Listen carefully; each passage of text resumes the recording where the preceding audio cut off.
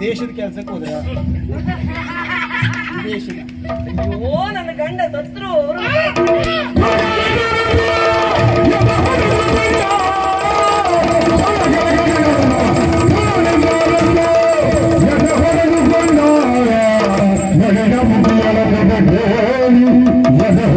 ಸನ್ನಿವೇಶ ಎಲ್ಲ ನನ್ನಷ್ಟು ಒಳ್ಳೆ ರೀತಿಯಲ್ಲಿ ಮಾಡುವವರು ಬೇರೆ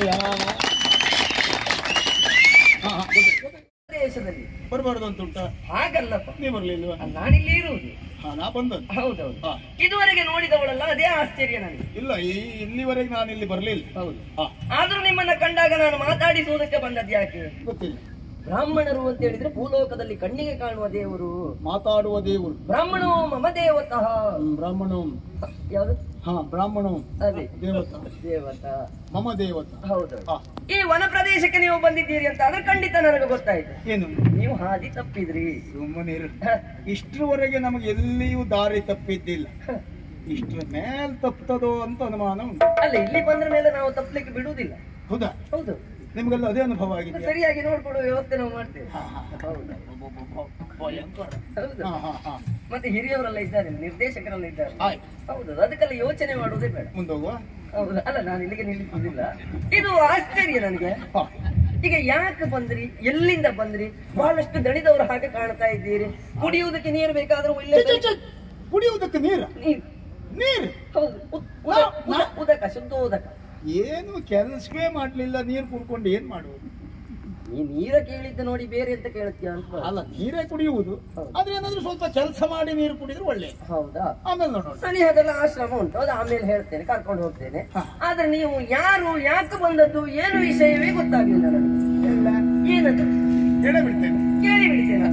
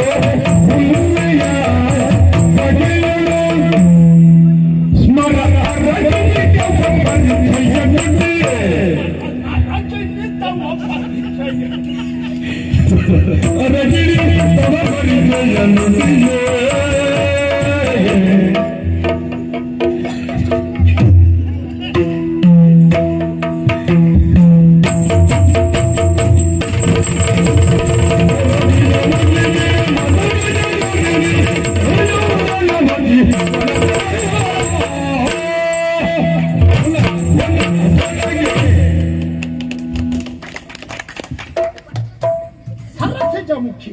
ಓ. ಆ ಏನು ಚಂದ ನೀನು, ನಿನ್ನ ಸೌಂದರ್ಯ ಯಾರಾದ್ರೂ ಬೆರಗಾಗಲೇಬೇಕು. ಕೊಳದಲ್ಲಿ ಸೂರ್ಯನ ಪ್ರಕಾಶಕ್ಕೆ ಅರಳು ನಿಂತಿರುವ ಕಮಲದ ಎಸಳಿನೋಪಾದಿಯಲ್ಲಿ ನಿನ್ನ ಮುಖ ಕಮಲ ಮಾತ್ರ ಅಲ್ಲ, ಮತ್ತೆ ಕಮಲ ದಳ ಲೋಚನೆ, ಆ ನಿನ್ನ ತುಟಿ, ಆ ನಿನ್ನ ಮೂಗು, ಆ ನಿನ್ನ ಹಣೆ, ಆ ಹುಬ್ಬು, ಕಪೋಲ ಎಲ್ಲವೂ ಚಂದ. ಹಲ್ಲು ಹಲ್ಲು. ನೀನ್ ಯಾವ ಊರಲ್ಲಿ ಇದ್ದೀಯ ಅಂತ ಹೇಳಿ ಪುಣ್ಯ. ಇಲ್ಲಿ ನಾನು ಇಲ್ಲೇ ಇದ್ದದ್ದು. ಈಗ ನಿನ್ಗೆ ಯಾರು ಹೇಳಿಕೊಡ್ಲಿಲ್ಲ? ಏನಂತ ವರ್ಣನೆ ಮಾಡುವಾಗ ಕಣ್ಣು ಬೇರೆ ಹುಬ್ಬು ಬೇರೆ ಎಲ್ಲ ಹೇಳ್ಬಾರ್ದು, ಸರ್ವಾಂಗ ಸುಂದರಿ ಅಂತ ಹೇಳ್ಬೇಕು, ಅಷ್ಟೇ ಸಾಕಾಗ್ತದೆ ಅಂತ. ಅದು ಯಾರಿಗೆ ಹೇಳ್ಕೊಟ್ಟದ್ದು? ಪೂರ್ಣ ಹೇಳಲಿಕ್ಕೆ ಬರ್ದಾಗಿದ್ದವ್ರು ಸರ್ವಾಂಗ ಸುಂದರಿ ಅಂತ ಹೇಳಿದ್ರೆ ಸಾಕು ಅಂತ ಹೇಳ್ಕೊಟ್ಟದ್ದು. ಪ್ರತ್ಯೇಕವಾಗಿ ಹೇಳಲಿಕ್ಕೆ ತಿಳಿದವರಿಗೆಲ್ಲ ಅದಲ್ಲ. ಆ ಹಲ್ಲು ಏನು ನಿನ್ನ ದಂತಪಕ್ತಿಗಳು ಒಂದರ ಮೇಲೊಂದು ಎಂತವರನ್ನು ಆಕರ್ಷಿಸುವ ಆ ನಿನ್ನ ದಂತಪಕ್ತಿಗಳು. ದಾಳಿಂಬೆ ಬೀಜವನ್ನ ತಿಂದು ಒಂದೇ ಕಡೆ ರಾಶಿ ಹಾಕಲ ಕಾಣ್ತಾ. ಯಾರು ನೀನು? ಎಲ್ಲಿಂದ ಬಂದವಳು? ಯಾಕೆ ಈ ವನದೊಳಗೆ ಸಂಚರಿಸ್ತಾ ಇದ್ದಿ? ಒಬ್ಳೇ ಬಂದಿದ್ದೀಯಲ್ಲ, ಬೇರೆ ಯಾರ ಜೊತೆ ಬರ್ಲಿಲ್ವಾ? ಮನೆ ಹತ್ತಿರದಲ್ಲಿ ಉಂಟ? ಅಪ್ಪ ಅಮ್ಮ ಇದ್ದಾರ? ಅಪ್ಪ ಗಟ್ಟಿ ಇದ್ದಾರ? ಇದ್ರೆ ಅಲ್ಲ, ಇದ್ರೆ ಸ್ವಲ್ಪ ಜಾಗ್ರತೆ ಮಾಡೋಣ ಅಂತ. ಅಣ್ಣ ತಮ್ಮ ಯಾರಾದ್ರೂ ಇದ್ದಾರ? ಇದ್ರೆ ದೊಡ್ಡ ಆದ್ರೂ ಸ್ವಲ್ಪ ಹಿಂದೆ ನಿಂತ್ಕೊಂಡು ಮಾತಾಡೋಣ ಅಂತ. ಸಣ್ಣವರಾದ್ರೂ ತೊಂದರೆ ಇಲ್ಲ. ಮದುವೆ ಆಗ್ಲಿಲ್ಲ, ಕೊರಳಲ್ಲಿ ಮಾಂಗಲ್ಯ ಇಲ್ಲ, ಕಾಲಲ್ಲಿ ಬೆರಳಿಂಟು, ಉಂಗ್ರ ಇಲ್ಲ. ಬೆರಳುಂಟು, ಉಂಗ್ರ ಇಲ್ಲ. ಬೆರಳಿರ್ತದೆ. ಉಂಗ್ರ ಗಂಡು ನಿನಗೂ ಇಲ್ಲಲ್ಲ? ಹೌದು, ಉಂಗ್ರ ನಾನು ಮದುವೆ ಆದ್ರೂ ಹಾಕುವುದಿಲ್ವಲ್ಲ. ನಾವು ಉಂಗ್ರ ಮತ್ತೊಬ್ರಿಗೆ ಹಾಕುವುದು ಬಿಟ್ಟು ನಾವು ಹಾಕಿಸಿಕೊಳ್ಳುವ ಪದ್ಧತಿಯೇ ಇಲ್ಲ. ಹಾಗಾಗಿ ನಿನ್ನ ಪೂರ್ಣ ಪರಿಚಯ ಹೇಳಿದ್ರೆ ಏನು ಅಂತ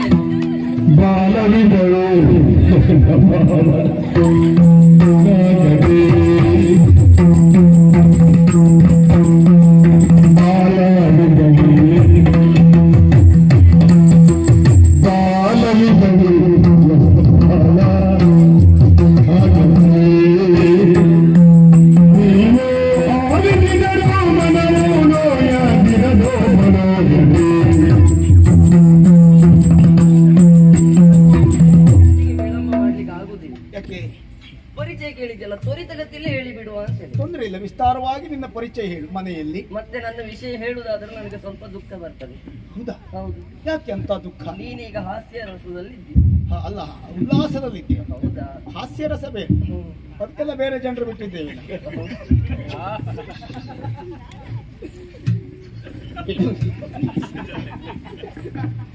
ಪರಿಚಯ ಇಲ್ಲದೆ ಹೋದಲ್ಲಿ ಪರಸ್ಪರ ಪರಿಚಯ ಮಾಡಿಕೊಂಡು ತಪ್ಪಿಲ್ಲ, ಅಪರಾಧವೂ ಅಲ್ಲ. ಸಂಸ್ಕಾರ ಇದ್ದವರ ಲಕ್ಷಣ. ಹೌದಾ? ಹಾಗೆ ಪರಿಚಯ ಇದ್ದವರು ಸಿಕ್ಕಿದ್ರೆ ಕ್ಷೇಮ ಸಮಾಚಾರ ತಿಳಿಯುವುದು ಸಂಸ್ಕಾರ ಇದ್ದವರ ಲಕ್ಷಣ. ಹಾಗೆ ನನ್ನ ಪರಿಚಯ ಕೇಳುತ್ತಾ ಇದ್ದೀರಿ. ನನ್ನ ಈ ಸ್ಥಿತಿಯ ಕಥೆಯನ್ನು ಏನು ಅಂತ ಹೇಳಿ ಹೇಗೆ ಅದೆಲ್ಲ ಮುಖ್ಯವಾದ. ನಾನು ಸ್ನಾನ ಮುಗಿಸಿದ್ದಷ್ಟೇ ಈಗ. ಇಲ್ಲ, ನಾನು ಈಗ 2 ಸಾರಿ ಸ್ನಾನ ಆಯ್ತು ನಂದು.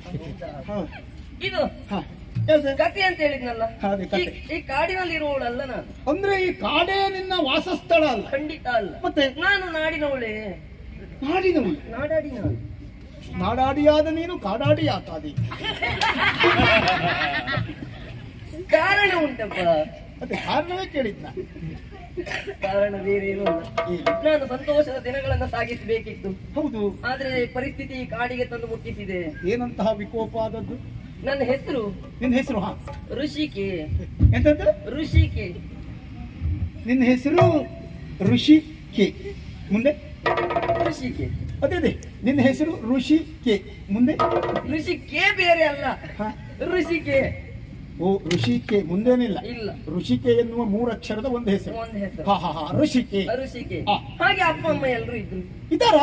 ಈಗಲೂ ಇದ್ದಾರಾ? ಈಗಲೂ ಇದ್ದಾರೆ. ಏನ್ ನೀನು ಅವ್ರನ್ನ ಬಿಟ್ಟು ಬಂದೆ? ಬಿಟ್ಟು ಬಂದು ಈಗ ಆಶ್ರಮದಲ್ಲಿ ಸೇರಿದ್ದೆ ನಾನು. ಆಶ್ರಮ? ಆ ಆಶ್ರಮ ಕಾಣ್ತಾ ಉಂಟಲ್ಲ, ಅಲ್ಲಿಂದ ಕಾಣಿಸ್ತದೆ. ಅಲ್ಲಿ ಇದ್ಕೊಂಡ್ರೆ ಸರಿ ಕಾಣಿಸ್ತದೆ ಅಂತ ಬಂದೆ. ಆ ಆಶ್ರಮದಲ್ಲಿ ಇರುವುದು ಜಾಬಾಲಿ ಮಹರ್ಷಿಗಳು. ಓಹೋ, ಈ ಆಶ್ರಮದಲ್ಲಿ ಯಾರು? ಜಾಬಾಲಿ. ಜಾಬಾಲಿ. ಹೌದು, ಅವರಲ್ಲಿದ್ದಾರ? ನೀನು ಅವರಿಗೆ ಸಹಾಯಕ್ಕಿದ್ದೇನೆ. ಅಂದ್ರೆ ಅವ್ರ ಮಗಳಲ್ಲ? ಖಂಡಿತ ಅಲ್ಲ. ಆ ಆಶ್ರಮದಲ್ಲಿ ಆಶ್ರಯ ಪಡೆದವಳು. ಮಗಳ ಹಾಗೆ. ಮಗಳ ಹಾಗೆ. ಲೋಕ ಕಲ್ಯಾಣಕ್ಕಾಗಿ ದುಡಿಯುವುದು. ಒಂದು ದಿನವೂ ಆಶ್ರಮದಲ್ಲಿ ಇರುವುದಿಲ್ಲ. ಯಾಗವೋ ಯಜನವೋ ಜಪವೋ ತಪವೋ ಹೋಮವೋ ನಿಯಮವೋ ಹೀಗೆ ನಿತ್ಯವೂ ಕಾರ್ಯಾರ್ಥಿಯಾಗಿ ಹೋಗುವುದು. ಅವರ ಸೇವೆಯನ್ನು ಮಾಡುವುದಕ್ಕೆ ಬರುವರೆ ಕಾರಣ ಬೇರೆ ಏನೂ ಅಲ್ಲ. ನೀವು ಕೇಳಿದ್ರಲ್ಲ ಮದುವೆ ಆಗಿದೆಯಾ? ಹೌದು. ಮಾಂಗಲ್ಯ ಇಲ್ಲ. ಇಲ್ಲ. ಮದುವೆ ಆಗ್ಲಿಲ್ಲ ಅಂತ ನೀವು ತಿಳಿದುಕೊಂಡ್ರೆ ಅಂದ್ರೆ ಮದುವೆ ಆಗಿದೆ ನನಗೆ. ಮದುವೆ ಆಗಿದೆಯಾ? ಅಲ್ಲ, ಮದುವೆ ಆದವಳು ಮಾಂಗಲ್ಯ ಯಾಕೆ ತೆಗೆದಿಟ್ಟೆ? ತೆಗೆದಿಡಿಯುವ ಪರಿಸ್ಥಿತಿ ಬಂದಿದೆ. ಓ, ಅಂದ್ರೆ ಈ ಕಾಡಿನಲ್ಲಿ ಕಳ್ಳರ ಕಾಟ ಮನೇಲಿ ಇಟ್ಟು ಬಂದ್ಯಾ? ಕಾಡಿನಲ್ಲಿ ಕಳ್ಳರು ಯಾರಾದ್ರೂ ಬಂದ್ರೆ? ಇಲ್ಲ, ಬರುದಿಲ್ಲ. ಮಾಂಗಲ್ಯ ತೆಗೆದಿಟ್ಟದ್ದಲ್ಲ? ಖಂಡಿತ ಬರುದಿಲ್ಲ ಕಳ್ಳರು. ಸರಿ, ನಿಮ್ಮಂತವರೇ ಬರುವುದು. ನಾವಂದ್ರೆ ಸಹಾಯಕ. ಅಂದ್ರೆ ಬ್ರಾಹ್ಮಣರೇ ಹೆಚ್ಚಿಗೆ ಸಂಚಾರ ಮಾಡುವುದು. ಯಾಕದನ್ನು ತೆಗೆದಿರಿಸಿದೆ? ತೆಗೆದಿಡುವ ಪರಿಸ್ಥಿತಿ ಬಂತು. ಏನು? ನನಗೆ ಮದುವೆ ಆದ ಇತ್ತೀಚೆಗಲ್ಲ, ಬಾಲ್ಯದಲ್ಲಿಯೇ ನನಗೆ ಮದುವೆ ಆಗಿದೆ. ಬಾಲ್ಯದಲ್ಲಿ? ಬಾಲ್ಯ ವಿವಾಹ.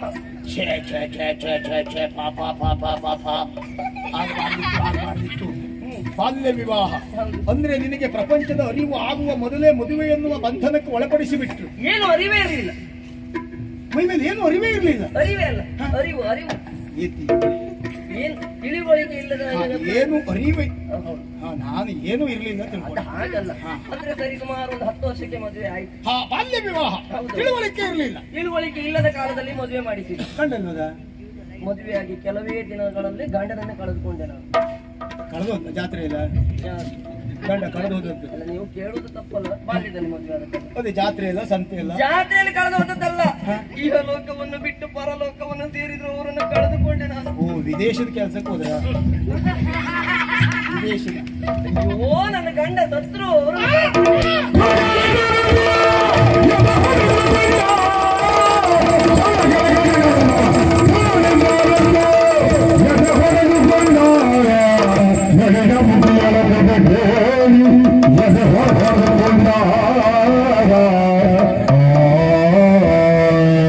ಎದೆ ಹೊಡ್ಕೊಂಡು ಹೇಳಿಕ್ ನಿಮ್ಮ ಎದೆ ಅಲ್ಲ, ನನ್ನ ಎದೆ. ಹೌದು, ನಿನ್ನ ಗಂಡೊಂದು ಸಾವರಿಸಿಕೊಂಡ, ನಾನು ಸಾವರಿಸಿಕೊಳ್ಳಬೇಕಾ? ಸಾವರಿಸಿಕೊಳ್ಳಿ. ದುಃಖ ಆಗ್ತಾ ಇದೆ, ಕಣ್ಣೀರು ಒತ್ತರಿಸಿ ಬರ್ತಾ ಇದೆ. ಕಣ್ಣೀರು ಕಥೆಯನ್ನು ಕೇಳಿದ್ರೆ ಕಣ್ಣೀರು ಹಾಕಬೇಡ. ನನಗೆ ಯಾವಾಗಲೂ ಹಾಗೆ ಹೆಣ್ಣಿನ ಕಣ್ಣೀರನ್ನ ಕಂಡಾಗ ಕರುಳು ಕತ್ತರಿಸಿದ ಅನುಭವ ಆಗ್ತದೆ. ನಮ್ಮೂರ ಹೌದು, ಹೆಂಗರಳು. ನಮ್ಮೂರಿನಲ್ಲಿ ಎಲ್ಲರೂ ಹೇಳುವುದು, ನಿನ್ನ ಕರುಳು ಅಂದ್ರೆ ಹೆಂಗರಳು, ಹೆಣ್ಣು ಮಕ್ಕಳು ದುಃಖ ನೋಡ್ಲಿಕ್ಕೆ ಆಗುವುದಿಲ್ಲ ನಿನ್ನ ಹತ್ರ ಅಂತ. ಈಗಲೂ ಅದು ಸತ್ಯ ಆಯಿತು. ಯಾಕೆಂದ್ರೆ ಬಾಲ್ಯ ವಿವಾಹ, ಗಂಡನನ್ನು ಕಳ್ಕೊಂಡವಳು. ಇಷ್ಟು ಬೇಗ ಈ ಪರಿಸ್ಥಿತಿ ಬರಬಾರ್ದಿತ್ತು ನಿನಗೆ. ಎಲ್ಲ ವಿಧಿಯಾಟ, ಕಾಲಕರ್ಮ ಸಂಯೋಗ. ಅಲ್ಲದೆ ಇದ್ರೆ ಈ ಬಾಲ್ಯತನದಲ್ಲಿ ಗಂಡನನ್ನ ಕಳೆದುಕೊಂಡು ವಿಧವೆಯಾಗಿ ದುಃಖವನ್ನು ಅನುಭವಿಸ್ತಾ ಇದ್ದೀಯ. ಯಾವಾಗಲೂ ಹಾಗೆ ಸಂತೈಸ್ತಾ ಇದ್ದೇನೆ. ಋಷಿಕೆ, ಕೇವಲ ನಿನ್ನ ದುಃಖವನ್ನು ಮಾತ್ರ ನೀನು ಹೇಳಿಕೊಂಡೆ. ನನ್ನ ದುಃಖ ಹೇಳಿಕೊಂಡೆ, ನಿಮ್ಮ ದುಃಖ ನೋಡ್ಲಿಕ್ಕೆ ಆಗುದಿಲ್ಲ. ನನಗೆ ನೋಡ್ಲಿಕ್ಕೆ ಆಗುದಿಲ್ಲ. ನಾಳೆ ಎಷ್ಟು ಜನ ಬೈತಾರೆ ಅನ್ನೋದೆಲ್ಲ ಮಾಡಿ ಸಾಯ್ಬೇಡಿ ನೀವು ಅಂತ. ಅದಲ್ಲವೇ, ಯಾಕೆ ಈ ದುಃಖ ಕೇಳು. ಯಾವಾಗಲೂ ಒಬ್ಬರ ದುಃಖ ನಮಗೆ ಅರ್ಥ ಆಗಬೇಕು ಅಂತ ಆದ್ರೆ ಸ್ವ ಅನುಭವ ಎನ್ನುವುದು ಬೇಕು. ಒಬ್ಬಾತ ಹೆಂಡತಿಯನ್ನು ಕಳ್ಕೊಂಡಿದ್ದಂತೆ, ದುಃಖಿಸ್ತಾ ಇದ್ದಂತೆ. ಪಕ್ಕದ ಮನೆಯವ ಬಂದು ಸಮಾಧಾನ ಮಾಡಿದ್ದಂತೆ. ದುಃಖಿಸಬೇಡ, ಹೆಂಡತಿಯನ್ನು ಕಳ್ಕೊಂಡದ್ದು ವಿಧಿ ನಿರ್ಣಯ, ಎಲ್ಲರೂ ನಾಳೆ ಸಾಯುವವರೇ, ಸಮಾಧಾನ ಮಾಡಿಕೊ ಅಂತ. ಆದ್ರೆ ಸಮಾಧಾನ ಮಾಡಿಕೊ ಅಂತ ಹೇಳುವುದು ಅವನಿಗೆ ಸುಲಭ. ಹೆಂಡತಿಯನ್ನು ಕಳ್ಕೊಂಡವನಿಗೆ ಆಗಿರುವ ದುಃಖ ಎಷ್ಟು ಎನ್ನುವುದು ಇವನಿಗೆ ಗೊತ್ತಾಗಬೇಕು. ಅವನ ಹೆಂಡತಿ ಸಾಯ್ಬೇಕು. ಅಂದರೆ ದುಃಖ ಎನ್ನುವುದು ಸ್ವ ಅನುಭವದಿಂದ ಬರುವುದು. ನಿನ್ನ ಕಣ್ಣೀರನ್ನ ಕಂಡಾಗ ಒಮ್ಮೆಲೆ ಎದೆ ಒಡೆದು ಹೋಯಿತು ನನಗೆ. ಕೇವಲ ಈ ದುಃಖವನ್ನ, ಈ ಯಾತನೆಯನ್ನ ನೀನು ಮಾತ್ರ ಅನುಭವಿಸ್ತಾ ಇರುವುದಲ್ಲ.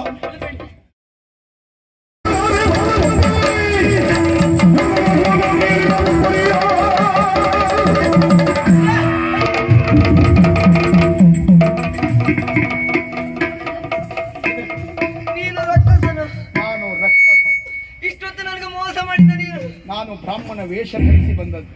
ಮೋಸಗಾರನೇ. ಹೌದು, ನಿನ್ನನ್ನು ಪಡೆಯುವುದಕ್ಕಾಗಿ ನಾನು ಬಂದೆ. ನೀನು ಸುಮ್ಮನೆ ಒಪ್ಪಿಕೊಂಡು ನನ್ನ ಜೊತೆ ಬಂದ್ರೆ ನಿನಗೆ ಒಳ್ಳೇದು. ಅಲ್ಲದೇ ಇದ್ರೆ ನೀ ನನ್ನ ಅಣ್ಣನ ಹಾಗೆ ನಿನ್ನ ಕಾಲಿಗೆ ಬೀಳ್ತೇನೆ. ನಿನ್ನ ಅಣ್ಣ ಸತ್ತ.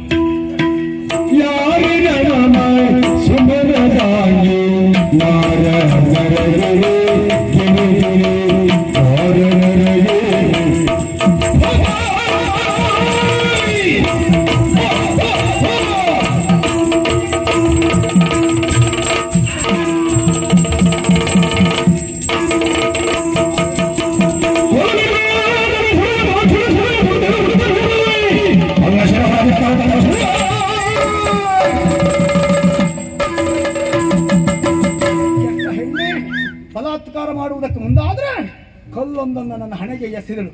ರಕ್ತ ಸೋರುತ್ತಾ ಇದೆ. ಎಲ್ಲಿ ಹೋಗ್ತಾಳೆ, ಎಲ್ಲಿ ಹೋಗ್ತಾಳೆ?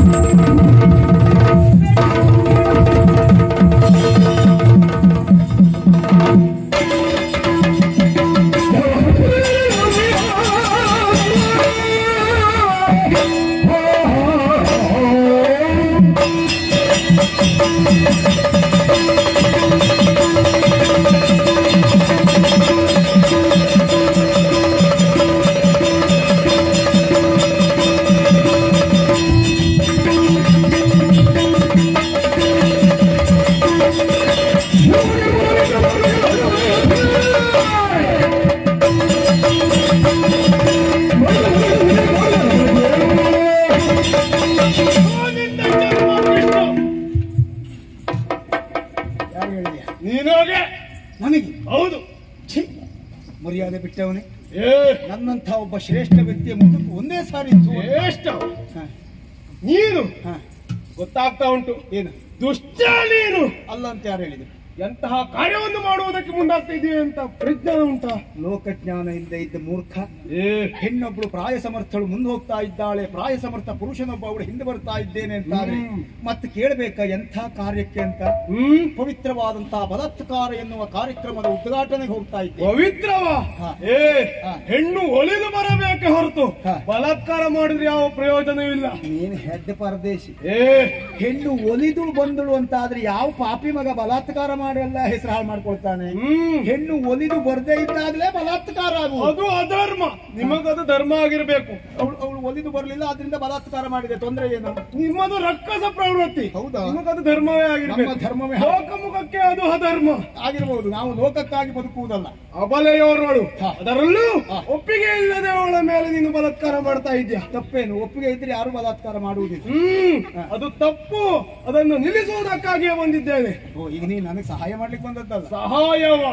ನಾನು ಯಾರು ಗೊತ್ತಾಯ್ತಾ? ಗೊತ್ತಿಲ್ಲ. ಜಾಬಾಲಿ ಮುನಿ ಇವರಯ್ಯ, ನನ್ನ ಮಗಳ ಉಪಾಧಿಯಲ್ಲಿದ್ದವಳು. ಇವತ್ತು ಬೇರೆ ಏನು ಕಾರ್ಯಕ್ರಮ ಇರಲಿಲ್ಲ. ನನಗೆ ಗೊತ್ತಾಯ್ತು ಇಂಥದ್ದೊಂದು ಆಗ್ತದೆ ಎನ್ನುವುದಾಗಿ. ಹೇಳ, ಈ ಹೊರ ಪ್ರದೇಶ ಎನ್ನುವುದು ಶಾಂತತೆಯಿಂದ ಕೂಡಿರುವಂತಹದ್ದು. ಆ ಶಾಂತತೆಯನ್ನು ಹಾಳುಗೆಡಗಿದವು ನೀನಾಗಿದ್ದೀಯ. ನಾವು ಬಂದ ಮೇಲೆ ಹಾಗಾಗ್ತದೆ. ನೀನು ಅಂತ ಅಲ್ಲ, ನಿನ್ನ ಪೂರ್ವಜರು ಇದನ್ನೇ ಮಾಡಿಕೊಂಡು ಬಂದಿದ್ದಾರೆ. ನಮ್ಮ ಜಾತಿ ಸ್ವಭಾವ. ಹೌದೌದು. ಯಾವ ಪ್ರಸಂಗ ನೋಡು, ನಿನ್ನನ್ನು ಇದೇ ರೀತಿಯಲ್ಲಿ ನೋಡಬೇಕಲ್ವ? ನೀನು ಆಡಿದ ಇಷ್ಟೂ ಮಾತಿನಲ್ಲಿ ಇದೊಂದು ಮಾತು ಸರಿ ಆಡಿದ್ದಿ. ಯಾಕೆ? ಯಾವ ಪ್ರಸಂಗವೇ ನೋಡಿದ್ರು ನನ್ನನ್ನ ಇದೇ ರೀತಿಯಲ್ಲಿ ನೋಡ್ಬೇಕು. ಯಾಕೆ ಗೊತ್ತಾ? ಯಾವ ಪ್ರಸಂಗದಲ್ಲೇ ಆದ್ರೂ ಇಂಥ ಸನ್ನಿವೇಶ ಎಲ್ಲ ನನ್ನಷ್ಟು ಒಳ್ಳೆ ರೀತಿಯಲ್ಲಿ ಮಾಡುವವರು ಬೇರೆ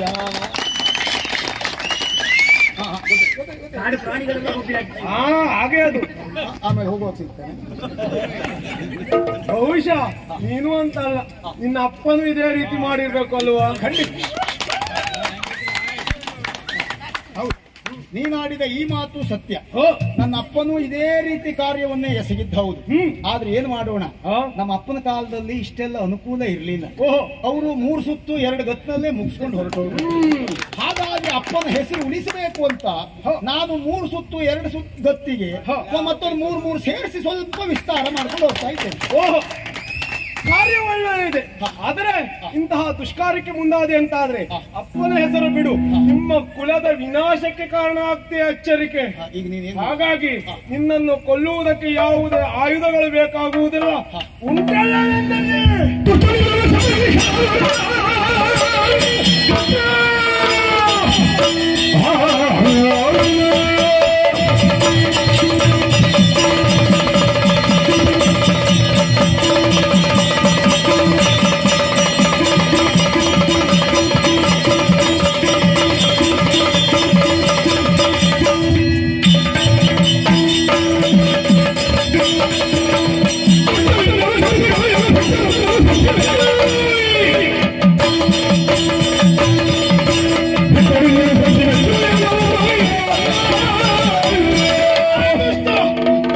ಶಪಿಸುವುದರ ಮೂಲಕವಾಗಿ ನಿನ್ನನ್ನು ಇಲ್ಲವಾಗಿಸಬಹುದು ನಾನು. ಶಾಪ ನೀ ನನಗೆ ಶಾಪ ಕೊಡು. ನಾನೇ ಕೊಡ್ತೇನೆ. ಏನು ಶಾಪ ಕೊಡ್ತೇನೆ ಅಂತ ನನ್ನನ್ನು ಹೆದರಿಸ್ತೀಯ? ನೀನು ಕೊಡುವ ಶಾಪ ನನ್ನನ್ನು ಏನೂ ಮಾಡ್ಲಿಕ್ಕೆ ಆಗುವುದಿಲ್ಲ. ಓಹೋ, ಯಾಕೆಂದ್ರೆ ಈಗಾಗಲೇ ಸಾಧಾರಣ ಒಂದು 150-200 ಶಾಪ ನನ್ನ ಹತ್ರ ಹಾಗೇ ಉಂಟದು ಪಡ್ಕೊಂಡೆ. ಓಹೋ, ಆ ಒಂದು ಶಾಪವೇ ಏನೂ ಕೆಲಸ ಮಾಡ್ಲಿಲ್ಲ. ಈಗ ಹೊಸದಾಗಿ ನೀನು ಕೊಡುವ ಶಾಪ ಏನು ಪರಿಣಾಮ ಆದೀತು? ಹೆದರಿಕೆ ಇಲ್ಲ. ನಾನ ಯಾವ ಸಂದರ್ಭದಲ್ಲೂ ಹೆದರಿದ ಮಗನೇ ಅಲ್ಲ. ಓಹೋ, ರಾತ್ರಿ ಒಂದು ಜನ ಬೇಕು. ಹೆದರಬೇಕಾಗ್ತದೆ. ಹಾಗೆ ಬೇಕಾಗ್ತದಲ್ವಾ? ಹೆದರಿಕೆ ಉಂಟಲ್ವಾ? ಹೆದರಿಕೆಗಲ್ವಾ? ಇರ್ಲಿ ಅಂತ. ಹಾಗೆ ಹಾಗೆ ಕೊಡ್ತೇನೆ, ಶಾಪವನ್ನ ಕೊಡ್ತೇನೆ. ಎಚ್ಚರಿಕೆ ಕೊಡ್ಬೇಕಾ? ಕೊಡ್ತೇನೆ. ಯಾವ ಪ್ರಯೋಜನವೂ ಇಲ್ಲ ಶಾಪ ಕೊಡುವುದರಿಂದ. ಯಾಕೆ? ಬ್ರಹ್ಮನ ವರಬಲ ಉಂಟಲ್ಲ ಈತನಿಗೆ. ಹಾಗಾಗಿ ನನ್ನ ಪುಣ್ಯವನ್ನೆಲ್ಲ ನಾನು ವ್ಯರ್ಥ ಮಾಡಿಕೊಳ್ಳಲಾರೆ. ಯಾವುದಾದರೂ ಲೋಕ ಕಲ್ಯಾಣಕ್ಕಾಗಿ ಬಳಸಿಕೊಡ್ತೇನೆ. ಆದರೆ ಇವಳ ರಕ್ಷಣೆ ಎನ್ನುವುದು ನಾನು ಮಾಡಲೇಬೇಕಾಗಿದೆ. ಮಾಡ್ತೇನೆ. ನನ್ನ ಮಂತ್ರಶಕ್ತಿಯಿಂದ ಇವಳಿಗೆ ದಿಗ್ಬಂಧನವನ್ನು ಹಾಕ್ತೇನೆ. ಆತ ಸ್ಪರ್ಶಿಸದ ಹಾಗೆ ನಾನು ನೋಡ್ಕೊಳ್ತೇನೆ. ಹರ ಹರ ಶಂಭೋ ಮಹಾದೇವ, ಸ್ಪರ್ಶಿಸಲಿ. ನನಗೆ ಗೊತ್ತು ಅವಷ್ಟೇ ಮಾಡಿ ಹೋಗ್ಲಿಕ್ಕೆ ಬಂದದ್ದು ಅಂತ. ಬಂದ, ಹಾರ್ದ, ಬಿದ್ದ, ಆಮೇಲೆ ಏನೋ ಹೀಗೆ ಮಾಡ್ದ, ಸ್ಪರ್ಶಿಸಲಿ ಹೇಳ್ಕೊಂಡು ಹೋದ. ಅಲ್ಲ, ಹಾಗೊಮ್ಮೆ ನಾನು ಸ್ಪರ್ಶಿಸುವುದೇ ಹೌದು ಅಂತ ಆದ್ರೆ ತಡೆಯುವ ಉದ್ದೇಶ ಇದ್ರೆ ನಿಲ್ಲುವುದಿಲ್ವಾಗಿತ್ತ? ಅವನಿಗೂ ಒಳಗಿಂದ ಹೆದರಿಕೆ. ತಡ ಮಾಡುವುದು ಯಾಕೆ? ಇವಳನ್ನು ಬಿಟ್ಟು ಹೋಗಿದ್ದಾನೆ.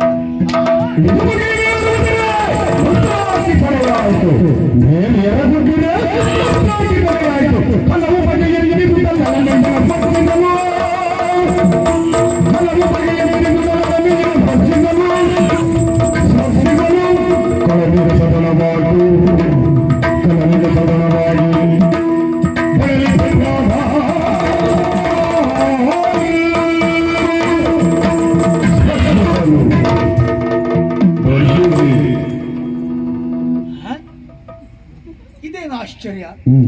ನಾನು ಅವಳನ್ನು ಬಹಳ ಸನಿಹದಿಂದ ನೋಡಿದವ, ಅವಳನ್ನು ಸ್ಪರ್ಶಿಸಿದವ.